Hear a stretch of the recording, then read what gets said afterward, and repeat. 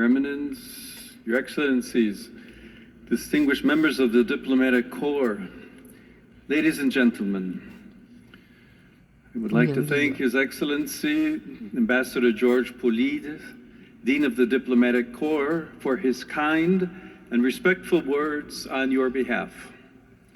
I welcome all of you to this meeting for the exchange of greetings at the beginning of the new year. This is a traditional occasion in the life of the Diplomatic Corps, accredited to the Holy See, but it is a new experience for me since it was only several months ago that I was called to shepherd Christ's flock. I am pleased, therefore, to welcome you this morning, and I am grateful for your generous participation, which this year is enriched by the presence of the new resident heads of mission of Kazakhstan, Burundi, and Belarus. I thank the respective governmental authorities for their decision to open in Rome diplomatic representations to the Holy See. This is a tangible sign of good and fruitful bilateral relations. Through each of you, dear ambassadors, I wish to extend my good wishes to your countries and to share a reflection on our times, which are so troubled by a growing number of tensions and conflicts. This past year saw many significant events, beginning with those directly affecting the life of the Church, which experienced a profound jubilee and saw the return to the Father's house of my venerable predecessor, Pope Francis. The whole world gathered around his coffin on the day of his funeral and sensed the loss of a father who had guided the people of God with immense pastoral charity. A few days ago, we closed the last holy door, that of St. Peter's Basilica, which Pope Francis himself had opened on Christmas night in 2024. During the Holy Year, millions of pilgrims flocked to Rome to make their Jubilee pilgrimage. Each person brought his or her own experiences, questions, and joys, as well as pains and wounds, to pass through the holy doors, which are symbols of Christ himself, our heavenly physician. By coming in the flesh, he took upon himself our humanity in order to make us partakers of his divine life, as we contemplated in the recent celebration of Christmas. I am confident that through these experiences, many people have been able to deepen or rediscover their relationship with the Lord Jesus, finding comfort and renewed hope for facing life's challenges. In questa sede desidero esprimere particolare gratitudine ai romani che con grande pazienza e senso di ospitalità si sono fatti carico dei numerosi pellegrini e turisti giunti in urbe da ogni parte del mondo. Uno speciale apprezzamento desidero rivolgere al governo italiano, all'amministrazione capitolina e alle forze dell'ordine, che si sono adoperate con zelo e precisione perché Roma fosse in grado di accogliere tutti i visitatori e gli eventi giubilari e quelli successivi alla morte di Papa Francesco potessero svolgersi in serenità e sicurezza. La Santa Sede e l'Italia condividono non solo la vicinanza geografica, ma soprattutto la lunga storia di fede e di cultura che lega la Chiesa a questa splendida penisola e al suo popolo. Ne sono un segno anche le eccellenti relazioni bilaterali, suggellate quest'anno dall'entrata in vigore delle modifiche all'accordo sull'assistenza spirituale delle forze armate, che consentirà una maggiore efficacia nell'accompagnamento spirituale delle donne e degli uomini che prestano il loro servizio nelle forze armate in Italia e nelle numerose missioni all'estero, come pure la firma dell'accordo per un impianto agrivoltaico a Santa Maria di Galeria, che consentirà la fornitura di energia elettrica alla Città del Vaticano tramite il ricorso a fonti rinnovabili, confermando così il comune impegno in favore del creato. Sono poi grato per le visite che mi hanno reso le alte cariche dello Stato all'inizio del mio pontificato e per la squisita ospitalità riservatami al Palazzo del Quirinale dal signor Presidente della Repubblica, al quale desidero far giungere il mio cordiale e riconoscente saluto.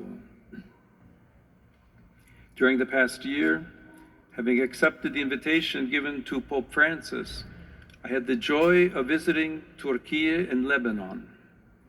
I am grateful to the authorities of both countries for their welcome.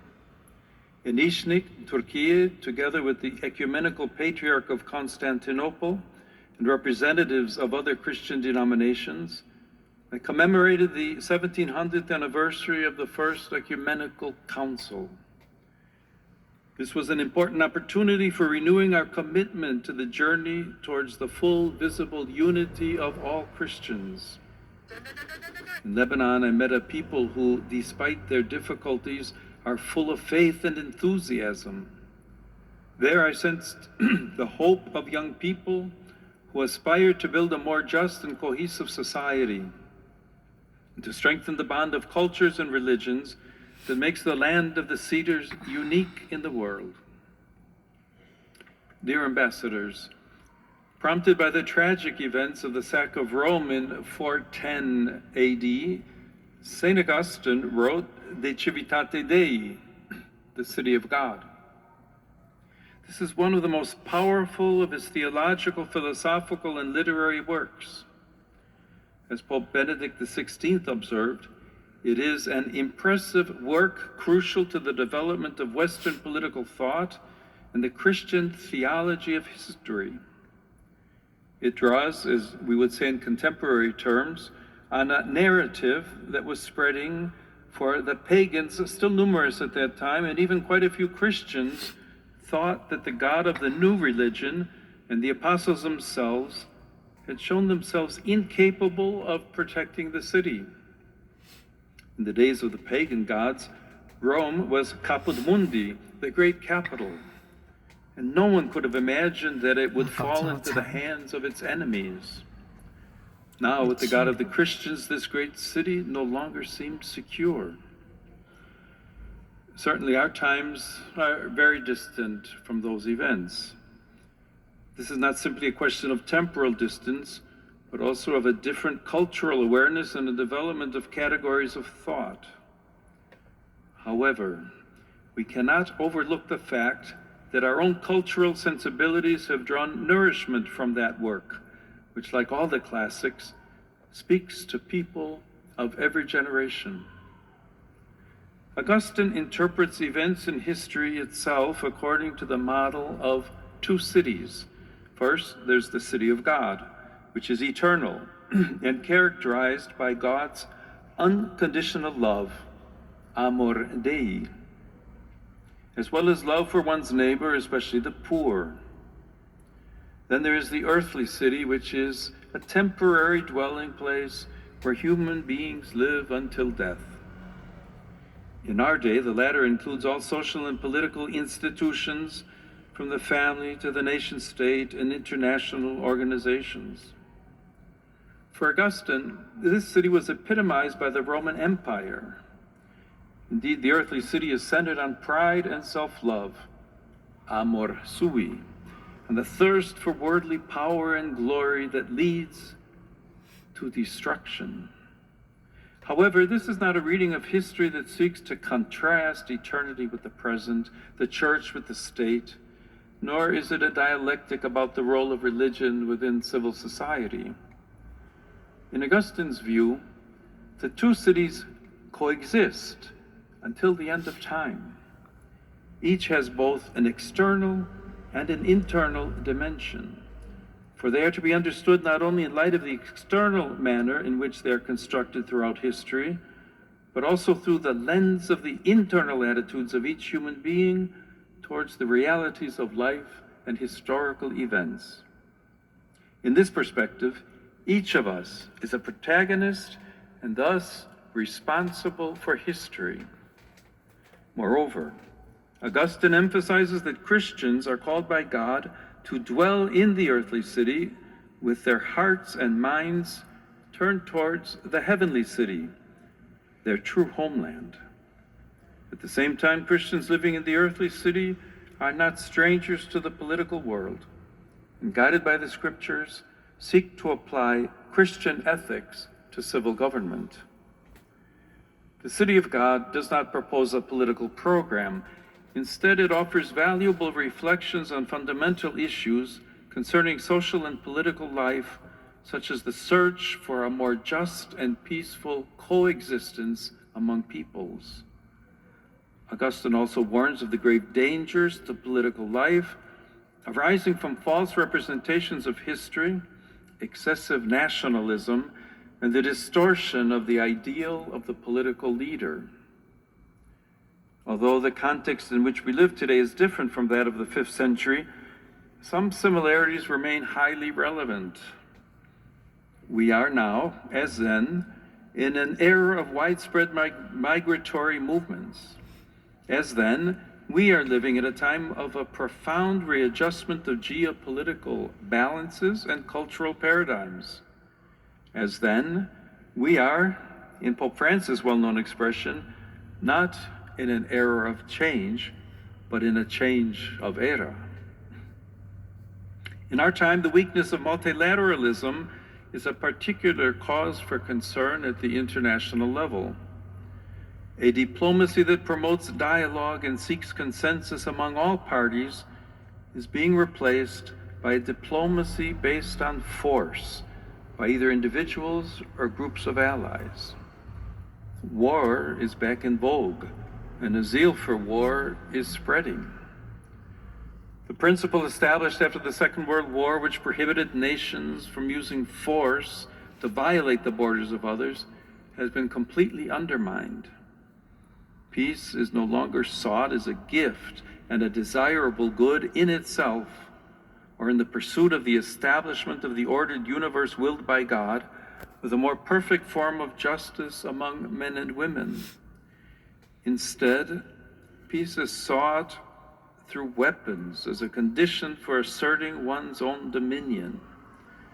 This gravely threatens the rule of law, which is the foundation of all peaceful civil coexistence.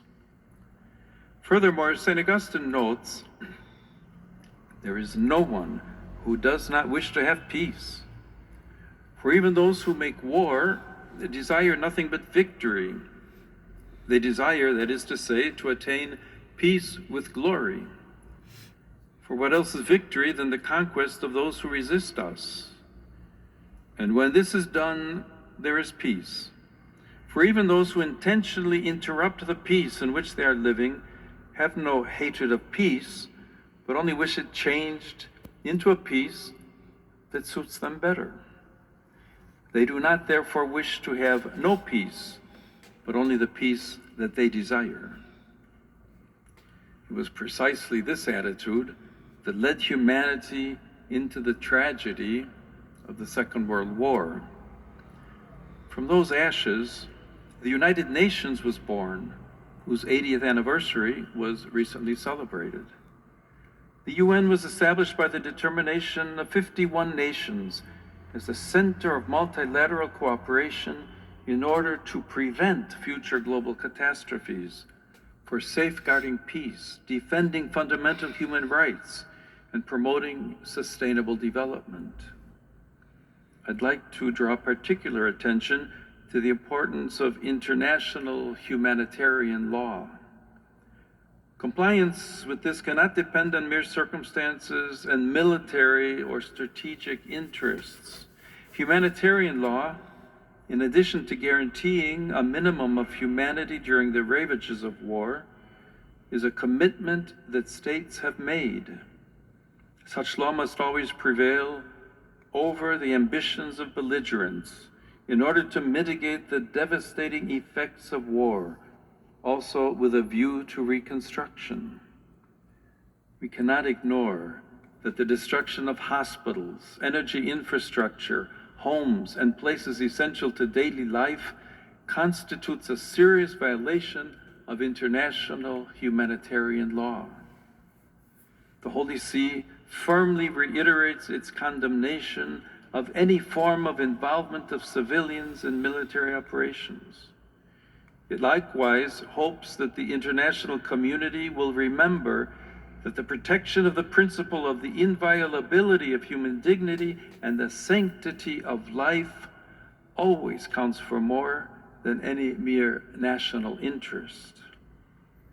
With this in mind, the United Nations has mediated conflicts, promoted development, and helped states protect human rights and fundamental freedoms.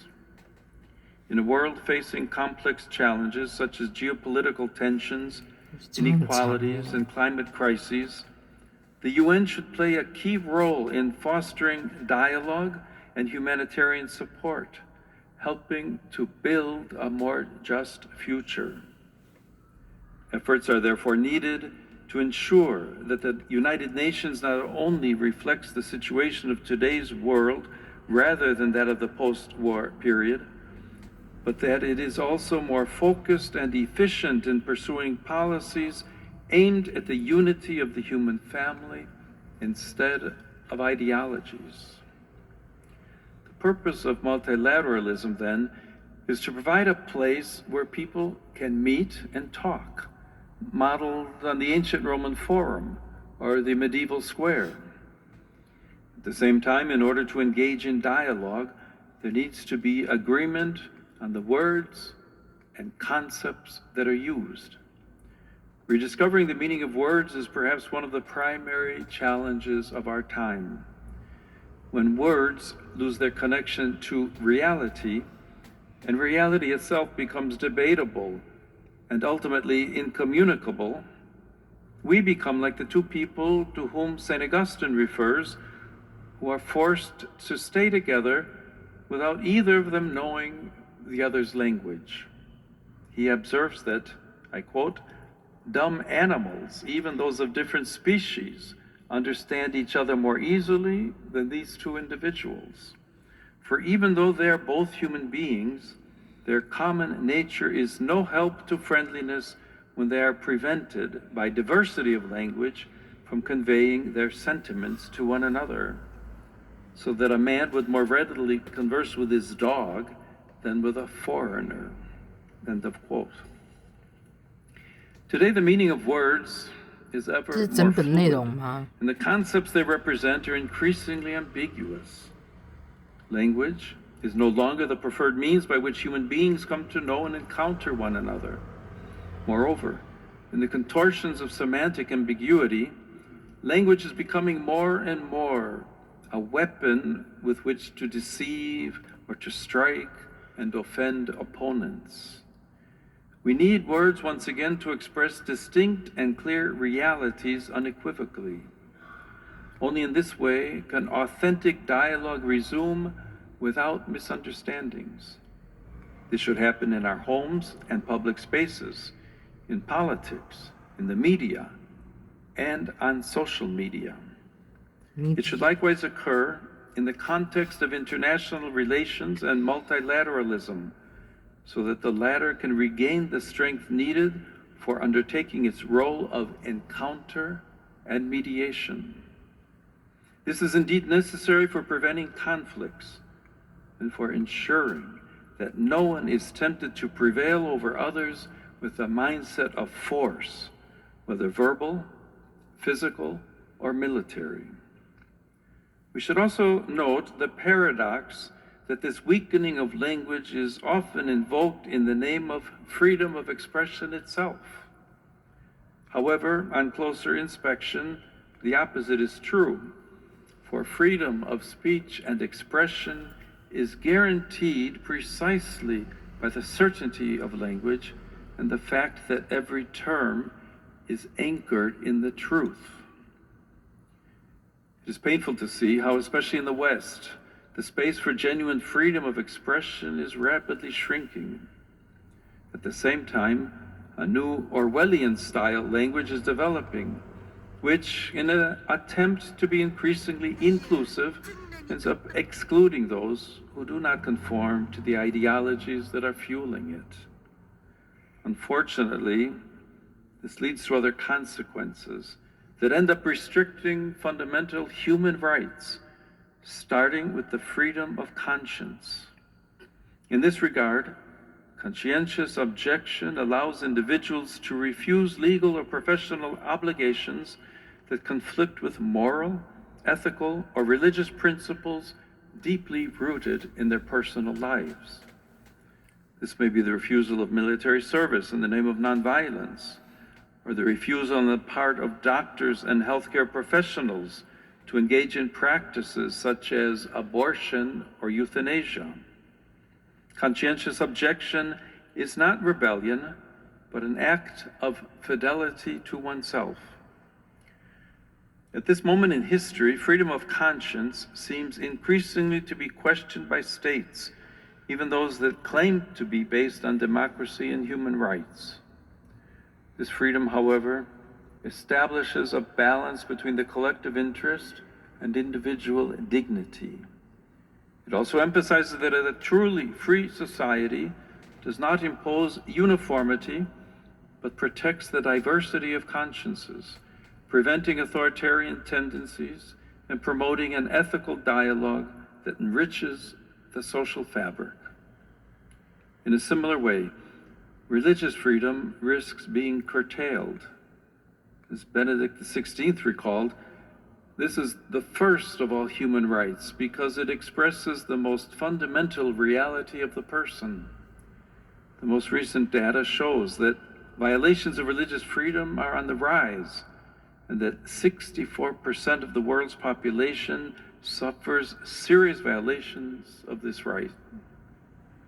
In requesting that the religious freedom and worship of Christians be fully respected, the Holy See asks the same for all other religious communities.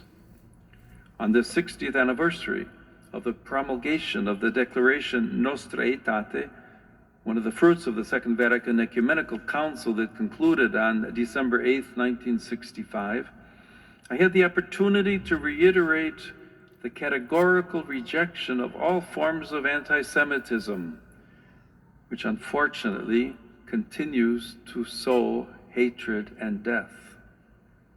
I likewise emphasize the importance of cultivating the Jewish-Christian dialogue, deepening our common biblical roots.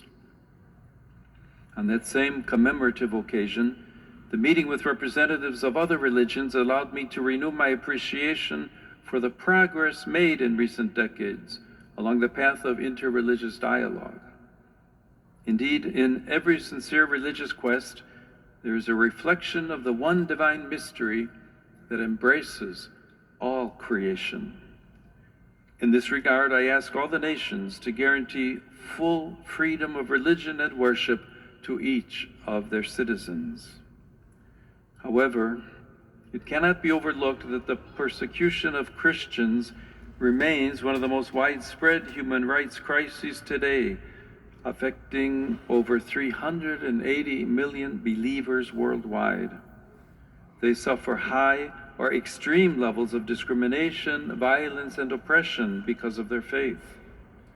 This phenomenon impinges on approximately 1 in 7 Christians globally, and it worsened in 2025 due to ongoing conflicts, authoritarian regimes, and religious extremism.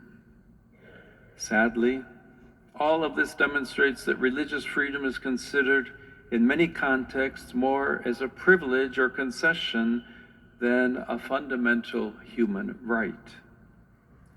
Here I would especially call to mind the many victims of violence, including religiously motivated violence in Bangladesh, in the Sahel region, and in Nigeria, as well as those of the serious terrorist attack last June on the parish of St. Elias in Damascus. Nor do I forget the victims of jihadist violence in Cabo Delgado, Mozambique.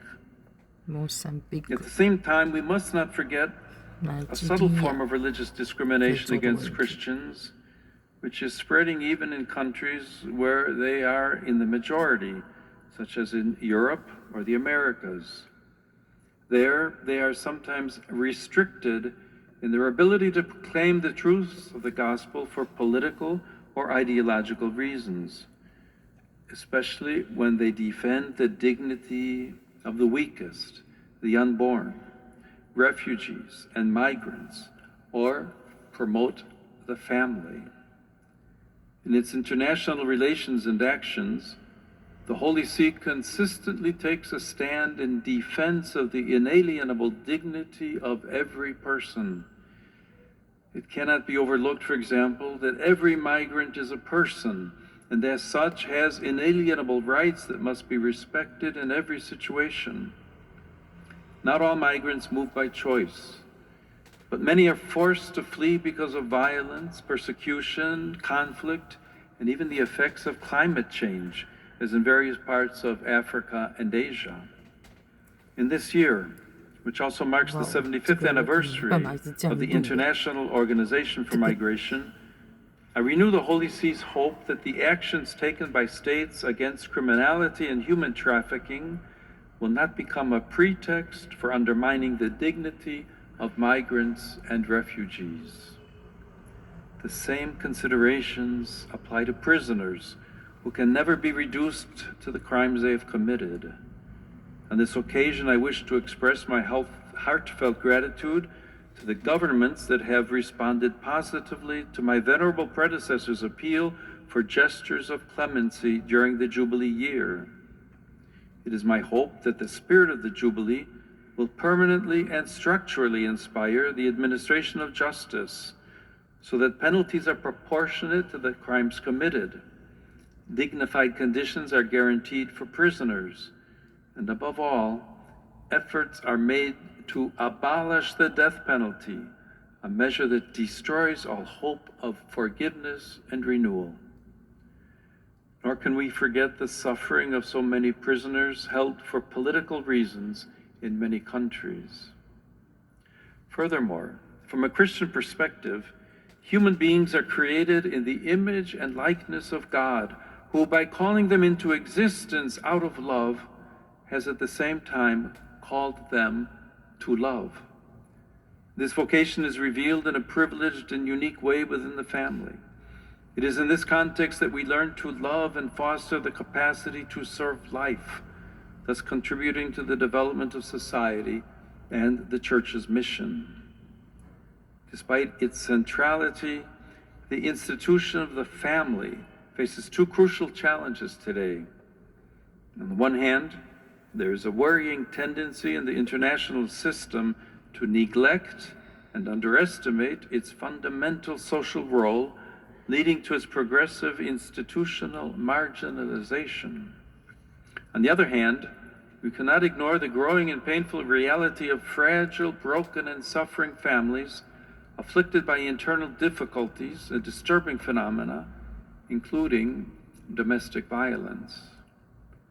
The vocation to love and to life, which manifests itself in an important way in the exclusive and indissoluble union between a woman and a man, implies a fundamental ethical imperative for enabling families to welcome and fully care for unborn life. This is increasingly a priority, especially in those countries that are experiencing a dramatic decline in birth rates. Life, in fact, is a priceless gift that develops within a committed relationship based on mutual self-giving and service. In light of this profound vision of life as a gift to be cherished, and of the family as its responsible guardian, we categorically reject any practice that denies or exploits the origin of life and its development. Among these is abortion, which cuts short a growing life and refuses to welcome the gift of life. In this regard, the Holy See expresses deep concern about projects aimed at financing cross-border mobility for the purpose of accessing the so-called right to safe abortion. It also considers it deplorable that public resources are allocated to suppress life rather than being invested to support mothers and families. the primary objective must remain the protection of every unborn child and the effective and concrete support of every woman so that she is able to welcome life. Likewise, there's the practice of surrogacy. By transforming gestation into a negotiable service, this violates the dignity both of the child, who is reduced to a product, and of the mother, exploiting her body and the generative process, and distorting the original relational calling of the family. Similar considerations can be extended to the sick, to those who are elderly or isolated, who at times struggle to find a reason to continue living.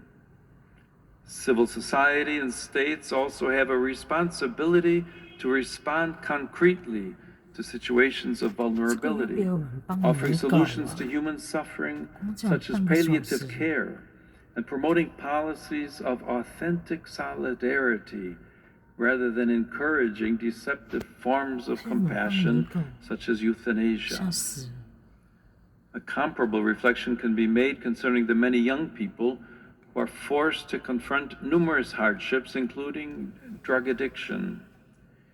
In order to prevent millions of young people around the world from falling victim to substance abuse, concerted efforts are required to eradicate this scourge upon humanity and the drug trafficking that fuels it. Together with these efforts, there must be adequate policies for recovery from addiction, as well as greater investment in human development, education, and the creation of employment opportunities. In light of these challenges, we firmly reiterate that the protection of the right to life constitutes the indispensable foundation of every other human right. A society is healthy and truly progresses only when it safeguards the sanctity of human life and works actively to promote it. The aforementioned considerations lead me to believe that in the current context, we are seeing an actual short circuit of human rights. The right to freedom of expression, freedom of conscience, religious freedom, and even the right to life are being restricted in the name of other so-called new rights, with the result that the very framework of human rights is losing its vitality and creating space for force and oppression. This occurs when each right becomes self-referential, and especially when it becomes disconnected from reality, nature, and truth. Distinguished ambassadors, while St. Augustine highlights the coexistence of the heavenly and earthly cities until the end of time, our era seems somewhat inclined to deny the city of God its right of citizenship. It seems that only the earthly city exists, enclosed exclusively within its borders. Seeking only imminent goods undermines that tranquility of order, which for Augustine constitutes the very essence of peace, which concerns society and nations as much as the human soul itself, and is essential for any civil coexistence. In the absence of a transcendent and objective foundation, only self-love prevails, to the point of indifference to God, who governs the earthly city. Yet, as Augustine notes, great is the folly of pride in those individuals who think that the supreme good can be found in this life, and that they can become happy by their own resources. Pride obscures both reality itself and our empathy toward others. It is no coincidence that pride is always at the root of every conflict. Consequently, as I recalled in my message for the World Day of Peace, we lose our sense of realism and surrender to a partial and distorted view of the world, disfigured by darkness and fear, thus paving the way for the mentality of confrontation, which is the precursor to every war. We see this in many contexts, starting with the ongoing war in Ukraine and the suffering inflicted on the civilian population. Faced with this tragic situation, the Holy See strongly reiterates the pressing need for an immediate ceasefire and for dialogue motivated by a sincere search for ways leading to peace. I make an urgent appeal to the international community not to waver in its commitment to pursuing just and lasting solutions that will protect the most vulnerable and restore hope to the afflicted peoples. I likewise emphasize the Holy See's full willingness to support any initiative that promotes peace and harmony. At the same time, we see this in the Holy Land, where, despite the truce announced in October, the civilian population continues to endure a serious humanitarian crisis, adding further suffering to that already experienced. The Holy See is especially attentive to any diplomatic initiative that seeks to guarantee to the Palestinians in the Gaza Strip a future of lasting peace and justice in their own land, as well as to the entire Palestinian people and the entire Israeli people. In particular, the two-state solution remains the institutional perspective for meeting the legitimate aspirations for both peoples. Yet sadly, there's been an increase in violence in the West Bank against the Palestinian civilian population, which has the right to live in peace in its own land. The escalating tensions in the Caribbean Sea and along the American Pacific coast are also a cause for serious concern. I wish to repeat my urgent appeal that peaceful political solutions to the current situation should be sought, keeping in mind the common good of the peoples and not the defense of partisan interests. This pertains in particular to Venezuela in light of recent developments. In this regard, I renew my appeal to respect the will of the Venezuelan people and to safeguard the human and civil rights of all, ensuring a future of stability and concord. To this end, inspiration may be drawn from the example of two of its children who I had the joy of canonizing last October, José Gregorio Hernández and Sister Carmen Rendiles. May their witness inspire the building of a society founded on justice, truth, freedom, and fraternity, and thus enable the nation to rise from the grave crisis that has afflicted it for so many years. Other crises are scattered across the global landscape.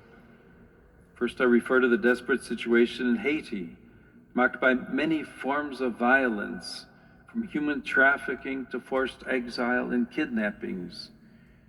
In this regard, it is my hope that with the necessary and concrete support of the international community, the country will be able to take the necessary steps as soon as possible to restore democratic order, end violence, and achieve reconciliation and peace. Nor can we forget the situation that has affected the Great Lakes region of Africa for decades, plagued by violence that has claimed many victims. I encourage the parties involved to seek a definitive, just, and lasting solution that will put an end to a conflict that has lasted far too long. Similarly, I think of the situation in Sudan, which has been transformed into a vast battlefield, as well as the continuing political instability in South Sudan, the youngest country in the family of nations, which came into being following the referendum 15 years ago. We cannot fail to mention the intensifying signs of tension in East Asia and to express hope that all parties involved will adopt a peaceful and dialogue-based approach to the contentious issues that are a source of potential conflict.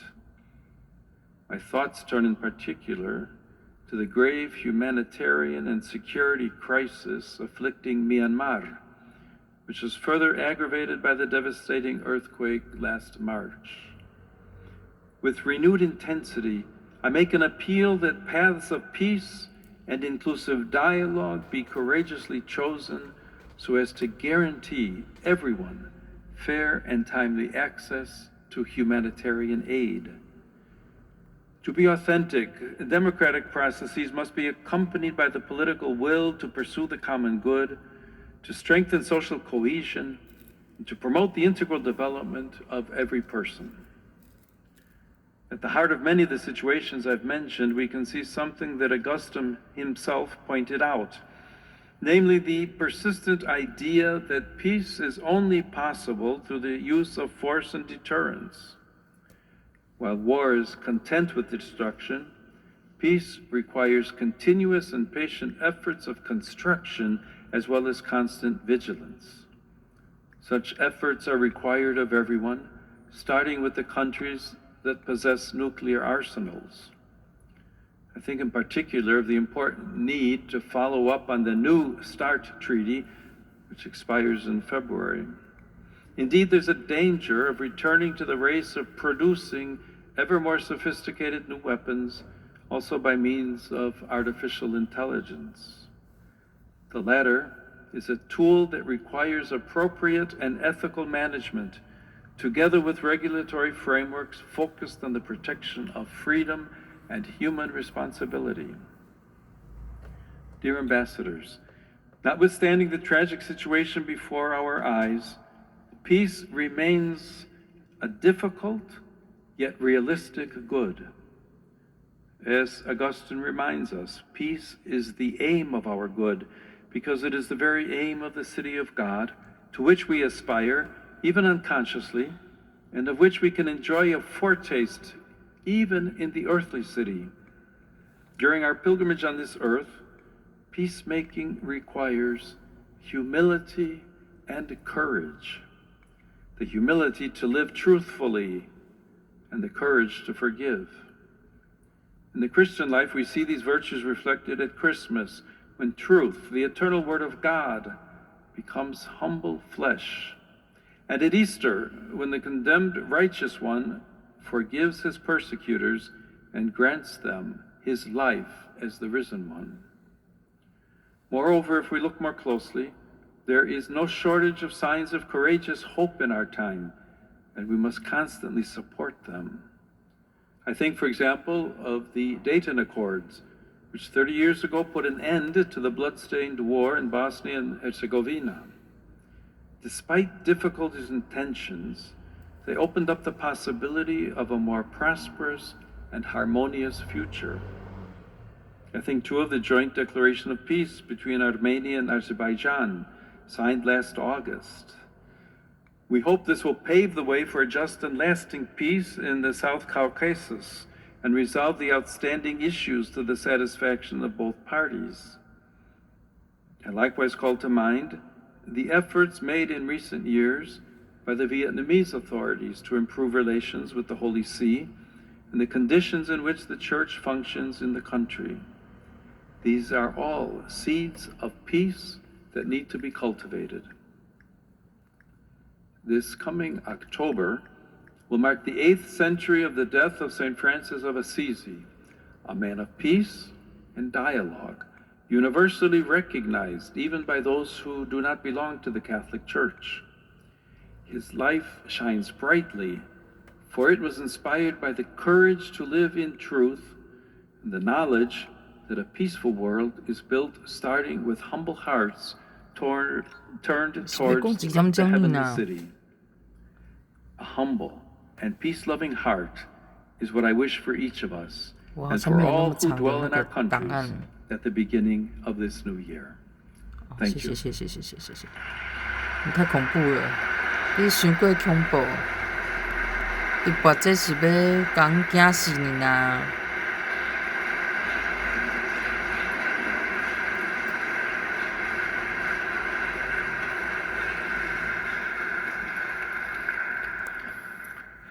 ！Eccellenze,